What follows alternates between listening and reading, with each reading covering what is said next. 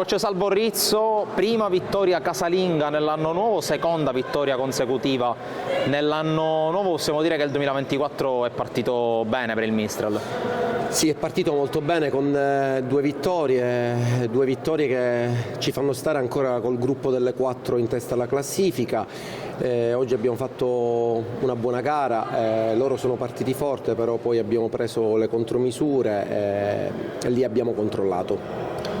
Siccome gli allenatori hanno sempre l'abitudine di guardare sempre l'aspetto sul quale lavorare per la settimana prossima, forse l'inizio di secondo tempo con un approccio forse un po' soft è quello che ti porti dietro tra gli appunti di questa partita? Sai cos'è? Che entrare negli spogliatoi ed essere in vantaggio per 7-1 è quasi un problema, nel senso che magari i ragazzi pensano che la partita sia chiusa, invece bisogna tenere sempre il livello di attenzione alto, perché l'Adrano è una buona squadra, è entrata in campo chiaramente per fare la sua partita e noi ci siamo un po' abbassati, però ci può stare, poi per fortuna ci siamo ripresi e abbiamo ricominciato a giocare.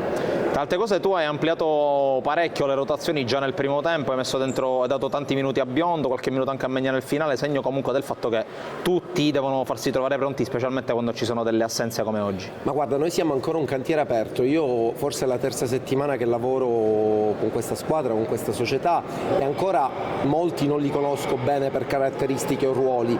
Le rotazioni aumentano perché comunque stiamo aumentando un po' i ritmi di gioco e chiaramente diventa difficile giocare 40 minuti effettivi, quindi è giusto che i ragazzi rifiatino ed entrino sempre pronti in partita.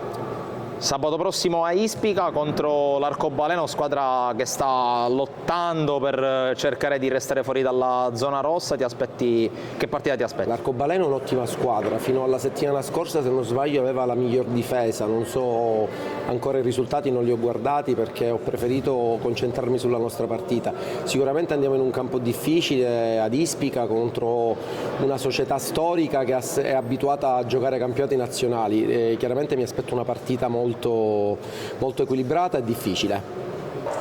Siamo con Aurelistro, partita che si è messa in discesa ad un certo punto del primo tempo, in ogni caso a prescindere da come è andata 3 punti importanti. Sì, importantissimi per noi perché serviva una prestazione del genere in casa, avevamo ritrovato la vittoria nella scorsa giornata, adesso in casa era importante fare 3 punti, un primo tempo che poteva mettersi male, ma poi abbiamo chiuso in tranquillità, un secondo tempo magari dove potevamo fare di più, ma va benissimo così.